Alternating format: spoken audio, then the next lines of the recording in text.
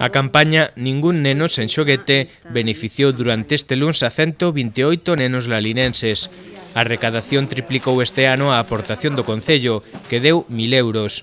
Coas huchas repartidas polo casco urbán reuníronse máis de 1.900 euros, co partido de balonmán 306 e co triangular de fútbol 800. Temos uns ingresos que casi rondan os 4.000 euros e sumamos estes 800 aos 3.267. Despois tuvemos isto en efectivo, pero en especie, tanto en roupa como en xoguetes, como en material didáctico, alimentos incluso. 21 persoas colaboraron a parte coa entrega de xoguetes, material escolar ou roupa.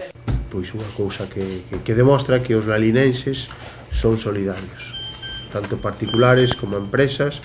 Deses 4.000 euros recadados, sobraron máis de 800 euros que o Concello gardará para este ano.